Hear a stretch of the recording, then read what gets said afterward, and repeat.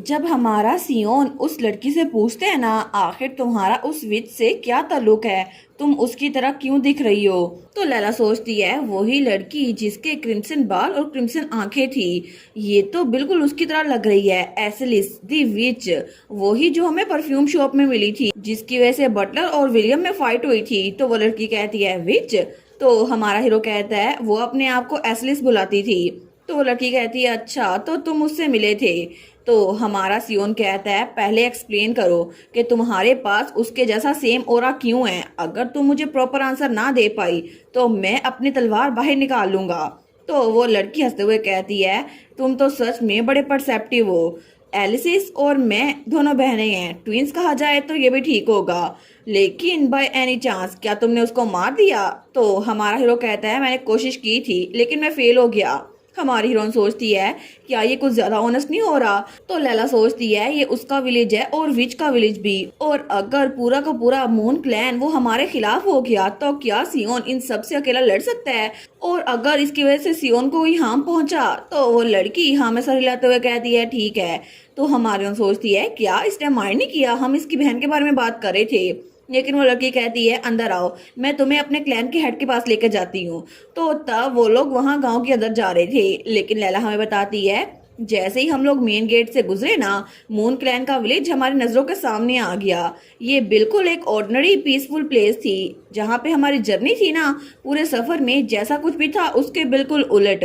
और यहाँ पर तो बहुत सारे लोग थे जिनकी क्रिम्सन आइज थी, वो सारे के सारे हमें क्यूरियस होके देखी जा रहे थे। लेकिन तभी वो लड़की कहती है मुझे माफ कर देना कि ये सब लोग आप लोग को देखकर अनकंफर्टेबल फील करवा रहे हैं, लेकिन यहाँ पर बाहर वाले लोग कम कम ही आते हैं, इसी वजह से हम लोग को क्यूरियोसिटी होती है। और ज्यादातर हमारे मेंबर्स जो इस क्लैन में पैदा होते हैं ना, मरते वक्त तक यहीं पर रहते हैं। डाली एक रेयर एक्सेप्शन है क्योंकि उसे बाहर के लोगों से मिलना बहुत ज्यादा पसंद है।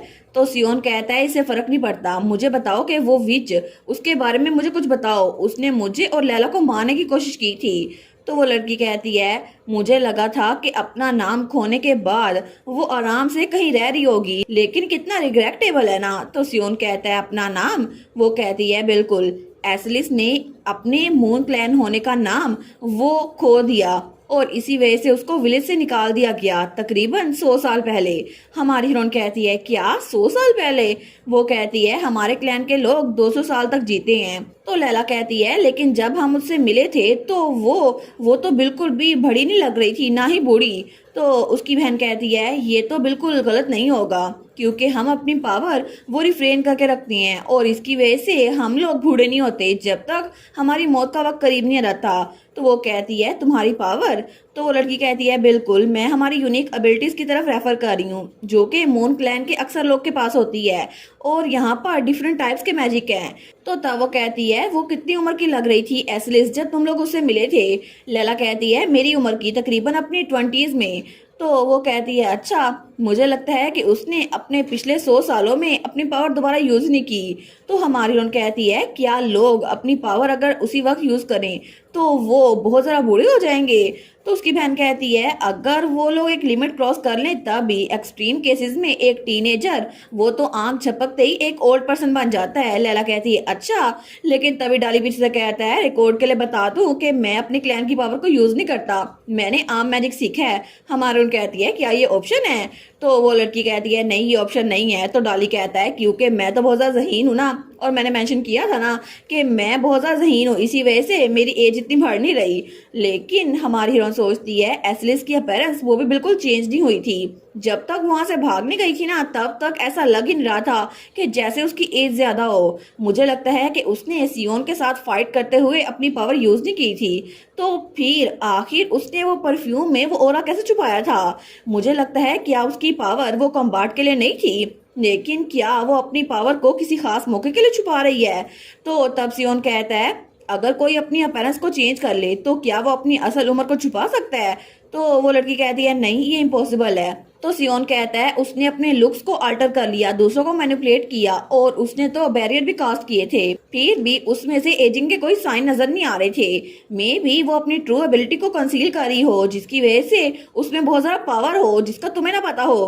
तो वो लड़की कहती है ये पॉसिबिलिटी हो सकती है, लेकिन फिर भी वो अगर हमें ना बताए तो हमें पता नहीं चलेगा, क्योंकि यहाँ पर जितने लोगों के पास पावर है ना, अगर वो अपनी पावर को रिवील ना करें तो किसी को पता ही नहीं चलता। लैला कहती है आखिर तुम लोगों ने उसे विलेज से बाहर क्यों निकाला था? तो वो लड़की चलते चलते रुक जाती है। तो वो लड़की कहती है असल में उसने उन लोगों की जान ली जिनका मून क्लैन के साथ कोई ताल्लुक नहीं था। एक ही रात में उसने 50 से ज्यादा लोग की जान ले ली। तो सियोन कहता है क्या उसने बताया उसने ऐसा क्यों किया था? वो लड़की कहती है नहीं, उसने मना कर दिया। एनीवेज उसके क्राइम्स के बाद एसलिस को गांव से भगा दिया गया, और ये तो बिल्कुल ऐसा था जैसे उसे वापस आने की इजाजत नहीं थी। तो सियोन कहता है लेकिन वो तो ऐसे बात कर रही थी जैसे वो क्लैन के साथ बिलोंग करती है। तो उसकी बहन कहती है सच में? सियोन कहता है उसने कहा था कि अगर उसकी आइडेंटिटी रिवील हो गई तो फिर एक सर्टेन पर्सन के दौर के शुरू होने से पहले ही वो मर जाएगी। तो वो लड़की कुछ नहीं बोलती। सियोन कहता है क्या तुम्हें आइडिया है वो किसकी बात कर रही थी, और अगर नहीं तो क्या यहाँ पर कोई है जिसको इस बात में कोई आइडिया हो? तो वो लड़की कहती है मुझे इसके बारे में कुछ नहीं पता, और मुझे लगता है हमारे क्लैन में किसी और को कुछ नहीं पता होगा, स्पेशली उस इंसान के बारे में जिसके आने का जिक्र मेरी बहन ने किया था। हमारे लोग वो बस यहाँ पर आजादान रहते हैं, वो किसी को सर्व नहीं करते, लेकिन हमारे हेड वो आप लोग का इंतजार कर रहे हैं, प्लीज अंदर आए। तो तभी वो दरवाजा बंद करती है और वो लोग उस जगह पे चले गए थे जहाँ पे हेड था। तो वो हेड कहता है वेलकम, बहुत लंबे अरसे बाद हम लोग किसी विजिटर से मिल रहे हैं, मैं हूँ आइडल मून क्लैन का हेड। तो तब हमारी हीरोइन और हमारा हीरो अपने आप को इंट्रोड्यूस करवाते हैं। वो कहते हैं मैं हूँ सियोन और मैं हूँ लैला। तो वो कहता है सियोन एग्जिट, क्या आप हीरो हैं? तो हमारा सियोन कहता है बिल्कुल मैं ही हूँ। वो कहता है ठीक है, आपसे मिलना बहुत खुशी की बात है, प्लीज यहाँ पर आके बैठे जब तक मैं आपके लिए चाय तैयार करवाता हूँ। वो कहता है ठीक है, लेकिन हमारी हम सोचती है मुझे लगता है कि इस पूरे गांव में ये इकलौता इंसान है जो कि हमें बूढ़ा मिला है। क्या ऐसा हो सकता है कि इसने अपनी पावर बहुत ज़्यादा यूज़ कर ली थी, और अगर ये हमारी हेल्प ना कर पाया क्योंकि इसकी पावर पहले यूज़ हो चुकी है, और क्या मैं अपनी डेथ को एक्सेप्ट कर लूँ? मुझे उम्मीद है कि ऐसा कुछ नहीं होगा। लेकिन तभी वहाँ पर चाय डालते हुए कहता है ये यहाँ पर हमारे क्लैन में बहुत ज़्यादा पॉपुलरिटी है, मुझे लगता है आपको ये पसंद आएगी। हमारी हीरोइन कहती है थैंक यू, लेकिन तब वो चाय डालने लगता है। वो कहता है फॉर्चुनेटली ये अच्छे से हमने सर्व की है। तो सियोन कहता है हम आपकी काइंडनेस को अप्रिशिएट करते हैं, लेकिन हम यहाँ पर आके चाय पीने के लिए नहीं आए। तो लैला कहती है सियोन, लेकिन वो एल्डर कहता है मैं समझ गया, आफ्टर ऑल टाइम स्टोन वो तो पहले ही आपकी बॉडी को छोड़ने की तैयारी कर चुका है। लैला कहती है क्या क्या आपको पता था हम लोग यहाँ पर आने वाले हैं? वो कहता है नहीं नहीं ऐसी बात नहीं है, लेकिन मेरी इनेट एबिलिटी डिटेक्शन है, और मैं इस टाइम स्टोन को बहुत लंबे अर्से तक ढूंढता रहा था अपनी पूरी लाइफ, लेकिन इसी वजह से मेरी एज इतनी ज्यादा हो गई, और जब मैंने आपको देखा तो मुझे पता चल गया कि वो टाइम स्टोन आपके दिल में है, इसी वजह से आपको देखते मैं पहचान गया। और वैसे भी आप लोग यहाँ पर हमारे क्लैन के किसी मेंबर की वजह से आए होंगे जिसने कहा था कि मैं आपकी जान बचा सकता हूँ। लैला कहती है ये बात तो सच है, तो क्या मैं जिंदा रह सकती हूँ? तो सियोन कहता है मैं चाहता हूँ मैं अपनी एक्स्ट्रा लाइफ लैला को दे दूँ, क्या ये पॉसिबल हो सकता है? वो कहता है जी हम कल सुबह होते ही रिचुअल शुरू करेंगे, और जैसा कि आपने कहा टाइम बहुत ज्यादा नेसेसरी है तो हम इसको जल्दी कर देंगे। तो हमारा सियोन लैला के हाथ पे हाथ रखता है। वो कहता है कितनी अच्छी बात है लैला, तुम बच जाओगी। तो लैला वो भी रो रही थी, वो कहती है थैंक यू सियोन, और वो लोग बड़े खुश थे। लेकिन तभी वो लीडर जब हम उसकी आंखें देखते हैं तो उसकी एक आंख में मून था। वो कहता है फिर भी मेरा एक सवाल है, क्या मैं पूछ सकता हूँ? लैला कहती है बिल्कुल। वो कहता है टाइम स्टोन जो कि हमारे क्लैन ने बनाया था और विलेज में रखा गया था, एक दिन अचानक से गायब हो गया। हमें नहीं पता था कि ये कहाँ पर गया, लेकिन हमने इसकी खोज बहुत ज्यादा की, और मेरी एबिलिटी का नेचर को देखते हुए मुझे ये मिशन सौंपा गया। लेकिन फिर भी मैंने पूरी दुनिया घूम ली, मुझे फिर भी ये स्टोन नहीं मिला। मैं बहुत सारे लोगों से मिला, लेकिन जब तक मैं वापस क्लैन में आया तो मैं पहले ही बूढ़ा हो चुका था। लेकिन मुझे ये बताना मुश्किल हो रहा था कि अचानक से वो आइटम जो हमने इतना संभाल के रखा था गायब कैसे हो गया, और जिस चीज को हम बिल्कुल ढूंढ नहीं पाए थे अचानक से उसकी वजह से मेरी सारी जवानी वो कैसे चली गई। मैंने तो अपनी पावर इतनी यूज भी नहीं की थी, फिर भी मैं जब वापस आया तो मैं बूढ़ा हो चुका था। आखिर में हमने ये नतीजा निकाला ये सब कुछ किसी डीटी की वजह से हुआ है। तो सियोन कहता है ऐसा लगता है कि आपने ये नतीजा खुद ही निकाल लिया। तो हमारी ओन कहती है सियोन, वो कहता है आपका मतलब है ये सब कुछ किसी और ने किया है? तो वो एल्डर कहता है आप ऐसा कह सकती हैं, लेकिन मुझे लगता है डिवाइन इंटरवेंशन वही हर बात का जवाब है जो मैं सवाल आपसे पूछने वाला हूँ। तो वो कहता है ठीक है मैं सुन रहा हूँ। तो वो एल्डर कहता है अगर सच में वो डीटी वो डचीज एग्जिट को बचाना चाहती है तो इसकी कोई ना कोई वजह होगी, आपको कोई आइडिया है इसकी वजह क्या हो सकती है? तो लैला वो सोचने लग जाती है। तो हमारा हीरो कहता है कोई वजह जिसकी वजह से लैला की जान बच पाए। वो कहता है जी बिल्कुल, किसी डीटी के एक्शन वो कभी भी ग्राउंडलेस नहीं होते। इसकी वजह से स्टोन को चुराना, उसके क्रिएटर से किसी ऐसी जगह पर रखना जहां हम उसको ढूंढ ना पाए, और बाद में इसको किसी ऐसे इंसान पर रिवील करना जिसकी लाइफ बार बार रिवाइंड हो। जरूर इसके पीछे कोई ना कोई वजह होगी ताकि डचेस की जान बच सके। लेकिन इन्होंने ये पत्थर खाया कैसे और ये सब कुछ कैसे था, ये तो इनको ही पता है। तो लैला कहती है शायद इसी वजह से, क्योंकि सियोन एक हीरो है और मैं उसके लिए थोड़ी प्रीशियस हूँ, शायद दुनिया को बचाने के लिए उसका रिवार्ड होगा।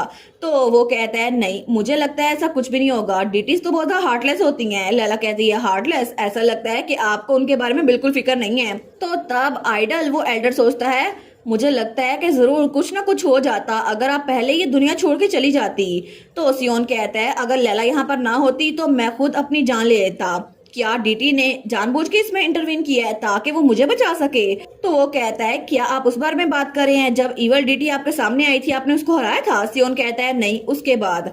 वो कहता है ओहो, मुझे लगता है कि दुनिया में अभी भी खतरा कम नहीं हुआ, वो इवल डीटी वो अभी भी खत्म नहीं हुई, आपने उसको सील जरूर कर दिया है। तो सियोन कहता है मुझे बताएं इसका क्या मतलब है कि दुनिया से अभी खतरा खत्म नहीं हुआ? तो वो एल्डर कहता है मुझे लगता है कि डचेस के पास ये स्टोन सिर्फ इसी वजह से आया था क्योंकि हीरो को जिंदा रखना था, और हीरो को जिंदा रखने के लिए डचेस की जरूरत थी, और इन्होंने जब ये पत्थर खाया उसके बाद ही आप भी जिंदा रहे। ऐसा लगता है कि कोई सुप्रीम पावर आपको मरने नहीं देना चाहती, इसी वजह से उन्होंने लेडी लैला को जिंदा रखा हुआ है। तो हमारी हीरोइन सोचती है अगर किसी को सियोन को बचाना था तो आखिर फिर उसको इतनी पेन देने की जरूरत ही क्या थी, और क्या मैं ये यकीन करूं कि मैं अब सियोन के जीने की वजह बन चुकी हूँ? तो सियोन कहता है क्या कोई ऐसा तरीका है कि हम आने वाले डेंजर को फाइंड आउट कर सकें? वो एल्डर कहता है नहीं, मुझे लगता है ऐसा कुछ भी नहीं है। अनफॉर्चुनेटली ये सारे डिटेल्स ये तो पहले हमें हिंट्स देते हैं लेकिन बाद में हमें ऐसा लगता है अच्छा तो ये हुआ था। वेल मुझे लगता है आपको इस पे ज्यादा फोकस नहीं करना चाहिए, क्या पता ये सिर्फ कॉन्सिडेंट हो और हमारा अंदाजा गलत साबित हो, मैंने तो बस थोड़ी सी एक्सप्लेनेशन दी है। तो सियोन कहता है ठीक है, मैं ये बात दिमाग में रखूंगा। वो कहता है मैं उम्मीद करता हूँ कि डिजास्टर ना हो, मैं उम्मीद करता हूँ सब कुछ बिल्कुल ठीक रहे, लेकिन चले देर हो रही है, आप तो जरूर थक गए होंगे ना, मैं आपको आपके लॉज तक एस्कॉर्ट कर देता हूँ ताकि आप रेस्ट कर सकें। और थोड़ी देर बाद वो लोग वहां गांव से गुजर रहे थे। तो लैला बताती है हम लोग लॉजिंग की तरफ जा रहे थे गांव से होते हुए, और हमारे रास्ते में डाली को बच्चों ने किडनैप कर लिया कि हमें बाहर की स्टोरी सुनाओ ना, तुम बाहर से आए हो। लेकिन डाली तो उसके बाद हमें मिला ही नहीं, और तब वहां पर मैरी वो भी थकी हुई थी। वो कहती है मैं जाकर अपने कमरे में आराम करती हूँ माय लेडी, आप और ड्यूक आराम से टाइम गुजारें। लेकिन बाद में पीछे सियोन और लैला वो लोग पूरे गांव में घूमते रहे और आखिर में वो लोग एक बड़े दरख्त के नीचे बैठ गए। तो लैला कहती है सियोन क्या तुम पहले यहाँ पर आए हो? सियोन कहता है नहीं। वो कहती है फिर तुम्हें कैसे पता था कि यहाँ पर इतना बड़ा पेड़ है? तो सियोन कहता है मुझे बस इसकी एनर्जी फील हुई थी। तो लैला कहती है इस ट्री की एनर्जी? वो कहता है बिल्कुल। लैला कहती है तुम ट्रीज की एनर्जी फील कर सकते हो, बाकी चीजों के बारे में क्या? तो सियोन कहता है मैं जिंदा चीजों की एनर्जी भी फील कर सकता हूँ। तो लैला कहती है इसका मतलब है कि जब हम बात कर रहे हैं तुम मेरी भी एनर्जी फील कर पा रहे हो? वो कहता है बिल्कुल। तो लैला कहती है ये तो बड़ा थका देने वाला होगा ना? सियोन कहता है क्या मतलब? वो कहती है तुम तो कभी रेस्ट नहीं कर सकते है ना, तुम्हें तो हर चीज की एनर्जी फील होती है, अपने ख्वाब में भी। वो कहता है अच्छा, लेकिन मैंने इस बारे में ज्यादा सोचा नहीं है। तो लैला कहती है लेकिन एक मिनट रुको, क्या तुम्हें लोगों की एनर्जी भी फील होती है? तुम्हें पता है कौन कौन है अगर तुमसे थोड़ा दूर हो तो सियोन कहता है थोड़ी एक्सटेंड तक। तो लैला कहती है इसका मतलब है कि तुम दूर से मुझे देखकर बता सकते हो कि मैं कहाँ पर हूँ, है ना? वो कहता है वेल। तो लैला कहती है मुझे सच बताओ ना, क्या तुम मुझे बाकियों से अलग से डिस्टिंग्विश कर सकते हो कि मैं कहाँ पर हूँ? पूरी भीड़ में मुझे पहचान सकते हो? तो वो अपना सर पकड़ लेता है। वो कहता है बिल्कुल। लैला कहती है मैं उम्मीद करती हूँ कि काश मेरे पास भी ऐसी एबिलिटी होती, फिर तो तुम जहां मर्जी होते मैं तुम्हें ढूंढ लेती। तो सियोन ब्लश करते हुए कहता है मैं तो लैला कहती है क्या तुमने क्या बोला? वो कहता है अगर मेरे पास ये एबिलिटी ना भी होती ना मैं फिर भी तुम्हें ढूंढ लेता। लैला कहती है क्या कैसे? वो कहता है मैं तुम्हें बताऊंगा तुम ऑफेंडेड हो जाओगी। वो कहती है नहीं नहीं मैं बिल्कुल नहीं होंगी, बस मुझे बताओ ना। तो तब हमारा सियोन ब्लश करते हुए कहता है मैं तुम्हारे ब्रीथिंग पैटर्न्स को रिकॉग्नाइज कर सकता हूँ, तुम्हारी फुटस्टेप को भी, और तुम्हारी सेंट मैं उसको भी दूर से पहचान सकता हूँ। हालांकि तुम जिस रास्ते से गुजरी हो ना मुझे उसका भी पता चल जाता है। और इसके लिए मुझे थोड़ा तुम्हारे करीब रहने की जरूरत है, शायद यही वजह है। तो लैला कहती है क्या इसका मतलब है कि तुम हमेशा जानते थे ना कि मैं कैसल में कहाँ पर हूँ? तो वो कहता है बिल्कुल, अगर तुम कैसल में हो तो हाँ। तो तभी हमारी लैला फिर से सियोन का चेहरा पकड़ती है। वो कहती है ठीक है, अगर ऐसा ही है तो तुम्हें पता था ना कि मैं कैसल में कहाँ होती हूँ, फिर भी तुम मुझे इग्नोर करते थे। वो कहता है हाँ ये बात तो है। तो लैला कहती है और यहाँ आते हुए भी तुम्हें सब कुछ पता था, लेकिन तब वो आगे होती है और सियोन को किस कर लेती है। तो सियोन तो बिल्कुल शौक था। वो कहती है तुम्हें ये भी पता था ना कि मैं ये करने वाली हूँ, है ना? तो सियोन उससे नजर चुरा रहा था। तो लैला कहती है इसका मतलब है तुम इसको अवॉइड कर सकते थे, है ना, लेकिन तुमने नहीं किया। तो तब वो कहती है सियोन मैं लैला हिल्डिगर हूँ, एक हिल्डिगर, तो आखिर तुम मुझे पसंद क्यों करते हो? तो सियोन उसका हाथ पकड़ते हुए कहता है तुम जरूर एक हिल्डिगर होगी, लेकिन तुम लैला भी हो, और इसी वजह से मेरे लिए बस यही मैटर करता है। तो हमारी लैला, उसकी आंखों में भी आंसू थे। वो कहती है तुम इस बार मुझे अवॉइड नहीं करोगे ना, है ना? वो कहता है नहीं, बिल्कुल भी नहीं। तो लैला दिल में सोचती है सियोन तुम बहुत ज्यादा ऑनेस्ट हो या फिर डिसऑनेस्ट, लेकिन क्या तुम सच में ऑनेस्ट हो? मुझे ऐसा यकीन है। इसी वजह से मैं नहीं चाहती कि तुम अपनी फीलिंग से भागो, चाहे ये लव है या फिर गिल्ट। बस इंतजार करो सियोन, जब अगर मैं जिंदा रही तो मैं तुम्हारा गिल्ट दूर कर दूंगी। और एक बार फिर से वो उसको किस करती है, और तब हमें अगले दिन का सीन दिखा जाता है जब सुबह के वक्त वो लोग उस रिचुअल के लिए वहां पहुंच चुके थे। तो वो एल्डर कहता है इस रिचुअल को शुरू करने से पहले मुझे आपको कुछ एक्सप्लेन करना है, बहुत सारी इंपॉर्टेंट चीजें हैं, तो प्लीज मेरी बात गौर से सुनिएगा। सियोन कहता है ठीक है। लैला कहती है जी मैं समझ गई, और लैला उस ड्रेस में बड़ी प्यारी लग रही थी। तो वो एल्डर कहता है मैं आपको डिटेल में बताता हूँ कि इस सेरेमनी के दरमियान और बाद में क्या होगा। जैसे रिचुअल शुरू होगा ना तो डचीज बहुत गहरी नींद में सो जाएंगी, और जब हमें कंफर्म हो गया कि उनकी नींद वो बहुत ज्यादा गहरी है तो हम पहला स्टेप ये लेंगे कि उनके दिल में ये टाइम स्टोन उसको डिस्ट्रॉय कर देंगे, और बिना किसी एनर्जी के उनका दिल वो बंद हो जाएगा। लेकिन फिर हम हीरो की लाइफ को उनके अंदर डाल देंगे और रिचुअल कंप्लीट हो जाएगा। लेकिन एक बार ये सब कुछ हो गया तो दिल को अपने दरमियान जो होल है ना उसको फिल करने के लिए दोबारा से नई लाइफ फोर्स की जरूरत पड़ेगी, और इसके लिए हार्ट और ब्लड बहुत ज्यादा कंज्यूम होगा, बहुत ज्यादा एनर्जी कंज्यूम होगी। इसी वजह से आप ज्यादा देर तक उठ नहीं पाएंगी। तो सियोन कहता है कितना टाइम लगेगा लैला को उठने में? वो कहता है डचीज तकरीबन 1 महीने बाद उठेंगी, या फिर ज्यादा हो सका तो 2 महीनों बाद।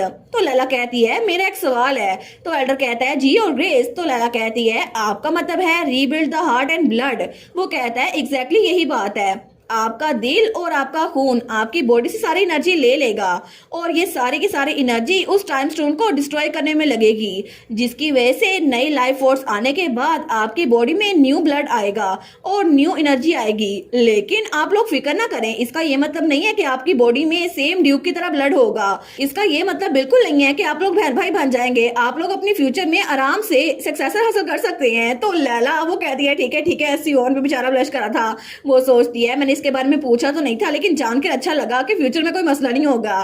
तो तब वो सोचती है जब सियोन ने कहा था तुम जरूर एक हिल्डिगर होगी, लेकिन तुम लैला भी हो। वो सोचती है सियोन ने ये कहा था, लेकिन मुझे बहुत ज्यादा डिस्गस्टिंग फील होता था कि मेरे अंदर हिल्डिगर ब्लड है, लेकिन अब मैं अपनी फैमिली के नाम से छुटकारा हासिल कर सकती हूँ। अब मेरी बॉडी में हिल्डिगर ब्लड नहीं होगा। तो तब वो कहता है क्या आपको कोई और सवाल है? लैला कहती है नहीं। वो कहता है ठीक है, तो हम रिचुअल शुरू करते हैं। डचेस आप यहाँ पर लेट जाएं। तो हमारी लैला वो वहां पर लेटने लगती है। तो हमारे सियोन ने उसका हाथ पकड़ा हुआ था। वो कहता है प्लीज आप इनका हाथ पकड़ ले ताकि आप दोनों के दरमियान कांटेक्ट रहे। लेकिन तभी वो रिचुअल शुरू करता है। वो कहता है आप लोग बिल्कुल रेडी हैं? तो वो कहते हैं जी। लेकिन लैला वो लेटते हुए सोचती है अगर मैं कभी भी जागी ना तो फिर, अगर 1 महीना ना लगा 1 साल लग गया तो फिर क्या होगा? क्या मैं सियोन से अपनी आखिरी अल्फाज बोल दूं? लेकिन मैं क्या बोलूं? तो वो सियोन को देखी जा रही थी। वो सोचती है क्या मैं इससे कहूं कि मेरे बगैर खुश रहना, लेकिन क्या मैं इससे ये भी कहूं कि मेरे अलावा किसी लड़की को ना देखना और किसी और के प्यार में मत पड़ना। लेकिन वो सोचती है मैं क्या सोची जा रही हूँ। तो तभी हमारा सियोन लैला का हाथ पकड़ता है। वो कहता है लैला कहती है क्या? तो वो कहता है मैं तुमसे जल्दी मिलूंगा, ठीक है, तुम आराम से अपना रिचुअल पूरा कर सकती हो। तो लैला वो भी स्माइल करते हुए कहती है सियोन। वो सोचती है बिल्कुल, अभी मेरे आखिरी अल्फाज के लिए बहुत ज्यादा जल्दी है। चाहे कुछ भी हो जाए मैं बिल्कुल नहीं मरूंगी, मैं वापस आऊंगी सियोन की तरफ। वो कहती है बिल्कुल सियोन, मैं वापस आऊंगी। और उसके बाद जब वो रिचुअल शुरू हुआ था ना, तो उस गहरी नींद में हमारी लैला हमें बताती है मैंने बहुत लंबा ख्वाब देखा। उस ख्वाब में मैं और सियोन इकट्ठे थे और हमारी एक बेटी भी थी, एक छोटी सी लड़की जो मुझे देखकर स्माइल कर रही थी। और जब मैंने उसको स्माइल करके देखा तो उसने मेरा हाथ पकड़ लिया। उसके बाद मैंने अपने ख्वाब में देखा कि वो बच्ची सियोन के पास बैठी सो रही है और मैं वहां पर कोई बुक पढ़ रही थी और हमारी हैप्पी फैमिली बहुत ज्यादा क्यूट लग रही थी। लेकिन इस तरह टाइम मेरे ख्वाब में बहुत जल्दी बीत गया और जैसे वो बच्ची बड़ी हुई ना, उसकी शादी हो गई और उसके अपने बच्चे हो गए और मैं और सियोन हम भी ओल्ड एज में आ गए। मेरे बाल वो तो ग्रे होना शुरू हो गए, या फिर ये कहे सिल्वर तो ये अच्छा होगा। और फाइनली मेरी पीसफुल एंडिंग जो मैंने इमेजिन की थी ना, वही मेरे सामने थी। मेरे बच्चे और उनके बच्चे भी मेरे पास थे। बस डिफरेंस ये था कि उस वक्त सियोन भी मेरे पास था और लैला तब अपने ख्वाब में बहुत ज्यादा बूढ़ी थी, लेकिन तब भी वो स्माइल कर रही थी। और उसके बाद उसकी आंख वो बिल्कुल बंद हो गई थी क्योंकि वो 90 साल की हो चुकी थी और तब वो बहुत ज्यादा खुश थी कि उसने अच्छी जिंदगी गुजारी। लेकिन ये सब कुछ हमारी लैला, वो असल में उसने फ्यूचर देखा था जो कि उसके साथ आगे होने वाला है। तो तब वो सोचती है जब मुझे लगा कि मेरी आंखें बंद हो चुकी हैं और मैंने इटरनल रेस्ट कर लिया है, तो मैंने अपनी आंखें खोली और इस वक्त 1 महीना गुजर चुका था। जब मैं सनलाइट के साथ अपनी आंखों को मैच कर रही थी तो तभी मुझे एक आवाज सुनाई दी जो कि मैं बहुत ज्यादा मिस कर रही थी। तो सियोन उसके पास ही बैठा था। वो कहता है वेलकम बैक लैला। तो लैला वो भी स्माइल करते हुए कहती है बिल्कुल, मैं वापस आ गई सियोन। तो सियोन उसको देखकर स्माइल कर रहा था। वो सोचती है सियोन हमेशा से मेरी साइड पर था इस पूरे महीने में। और उसके बाद हमें कुछ अरसे बाद का सीन दिखा जाता है। वो सोचती है लोग कहते हैं कि जो लोग मौत को छू के वापस आते हैं ना, वो लोग जैसे रीबॉर्न हुए हों। और मुझे अब उस सेंटिमेंट की समझ आ गई है क्योंकि मुझे भी बिल्कुल ऐसा लग रहा है कि जैसे मैं कोई न्यू बॉर्न बेबी हूँ। और तब वो बाहर आई थी और बहुत ज्यादा खुश थी। तो उसके साथ उसकी मेड मैरी थी। तो उसकी मेड कहती है माय लेडी, क्या आप खुद से वॉक कर सकती हैं? तो हमारन कहती है ऑफ कोर्स। वैसे भी डाली और एल्विन ने कहा है कि मैं बहुत लंबे अरसे तक बेड पे रही थी, इसीलिए मैं रिकवर नहीं हो पाई। तो मेरी लेग्स वैसे ही वीक है, तो आहिस्ता आहिस्ता चलने से कुछ नहीं होगा। तो लैला कहती है इसके अलावा मेरी बर्थडे बैंक्वेट भी तो आने वाली है ना, तो मुझे अपना स्टेमिना रिकवर करना होगा। मैं तो इतनी छोटी सी डिस्टेंस कवर करके ही थक जाती थी, लेकिन ऐसा लगता है मुझे फिक्र करने की जरूरत नहीं है ना। वो कहती है फिर तो अच्छी बात है, आप आराम से वॉक कर सकती हैं। लेकिन तब मैरी कहती है अगर हम आपके बर्थडे बैंक्वेट की बात कर रहे हैं तो मुझे लगता है कि हमें इसको बहुत ज्यादा शानदार बनाना होगा। तो लैला कहती है शानदार, लेकिन क्यों? तो वो कहती है वेल, कुछ सालों से आपने अपनी बर्थडे सेलिब्रेट ही नहीं की। तो लैला कहती है ये बात तो सच है। वो सोचती है मेरी पहली बर्थडे बैंक्वेट जो कि बहुत ज्यादा शानदार थी, वो विलन ने मुझ पे फोर्स की थी जिसके बारे में मैं भूल भी चुकी थी। लेकिन उसके बाद मैं भागने में बिजी थी, इसी वजह से मैं अपनी बर्थडे सेलिब्रेट नहीं कर पाई। तो मैरी कहती है इसके अलावा मुझे लगता है ये आपकी नई जिंदगी की शुरुआत है, तो आपको इसको सेलिब्रेट करना चाहिए। तो लैला हंसते हुए कह दिया है बिल्कुल, ये तो वर्ड सेलिब्रेटिंग है ना, मुझे इसको सेलिब्रेट करना पड़ेगा। वो सोचती है उस एल्डर के मुताबिक अब मेरी बॉडी में हाउस हिल्डिगर का ब्लड नहीं है, तो मुझे लगता है मैं सच में रीबॉर्न हुई हूँ। और अब तो सियोन ने जो स्टार्ट में बात की थी ना कि अगर तुम्हारी बॉडी में हिल्डिगर ब्लड ना हुआ तो मैं तुम्हें बख्श दूंगा, और ऐसा लगता है मैं सच में अब एक न्यू आइडेंटिटी के साथ इस दुनिया में हूँ। तो तब उसकी मेड मैनी कहती है इसके अलावा आपको रूमर्स को भी खत्म करना होगा। हमारी रोहन कहती है रूमर्स? वो कहती है जी बिल्कुल, जब आप 1 महीना रेस्ट कर रही थी ना, तो तब बहुत ज्यादा रूमर्स फैल गई थी कि आपको ऐसी बीमारी है जिसकी वजह से आप जिंदा नहीं रह पाएंगी। और इसी वजह से हिज ग्रेस को तो बहुत ज्यादा मैरिज प्रपोजल आ रहे थे। उन्होंने तो कहा है कि उनको फर्क नहीं पड़ता कि अगर वो एक विडोर भी बन जाए तो क्या आप इमेजिन कर सकती हैं? ये सब कुछ सुनकर मुझे कितना गुस्सा आ रहा था। तो लैला अपने सर पे हाथ मारते हुए कहती है मैरिज प्रपोजल? तो मैरी कहती है योर ग्रेस। तो लैला कहती है मैं समझ सकती हूँ मेरी टर्मिनल इलनेस के बारे में जो रूमर्स थी, और मैं एडमिट करती हूँ कि सियोन एक डिजायरेबल हस्बैंड है, लेकिन वो गुस्से में आते हुए कहती है उनकी हिम्मत कैसे हुई कि जब मैं बिल्कुल जिंदा थी और सांस ले रही थी वो मेरे हस्बैंड को मैरिज प्रपोजल भेजे? ये तो लाइन क्रॉस करने वाली बात हो गई। तो वो कहती है मैरी, बटलर से जाके कहो कि मेरी बर्थडे बैंक्वेट बहुत ज्यादा लेविश होनी चाहिए। वो कहती है जी और ग्रेस। तो लैला कहती है मैं तब तक रिकवर हो जाऊंगी और उनको दिखाऊंगी कि मैं कितनी ज्यादा हेल्दी हूँ। तो मैरी कहती है जी जी बिल्कुल, मैं आपको डेजलिंग लुक करवाऊंगी और उस कमरे में आप जरा खूबसूरत कोई भी नहीं दिखेगा। लेकिन तब वो कहती है बाय द वे मुझे लगता है कि अगर लोगों ने आपको ज़्यादा पसंद करना शुरू कर दिया और वहाँ पे मैन भी हुए तो हिज ग्रेस तो जेलस हो जाएंगे। लैला कहती है हाँ हो ही ना जाए वो जेलस की, डॉन की बार भी तो बिल्कुल जेलस नहीं था वो, इतना मुझे उस पर गुस्सा आ रहा था। तो मैरी कहती है जी माय लेडी। लैला कहती है नहीं नहीं कुछ भी नहीं, चलो थोड़ी सी बात और करती हैं। वो कहती है जी और ग्रेस। और तब हमारी लैला बहुत ज़्यादा एक्साइटेड थी अपनी बर्थडे बैंक्वेट के लिए। और इसी के साथ ये वाला पार्ट यहीं पर ख़त्म। तो आप लोग बताइएगा आप लोग को ये पार्ट कैसा लगा, और वीडियो को लाइक और चैनल को सब्सक्राइब लाजमी कीजिएगा। बाकी वीडियोस का लिंक भी स्क्रीन पर नज़र आ रहा होगा, तो काइंडली उनको भी चेकआउट कर ले। और thank you so much for watching my videos. Stay safe, bye bye.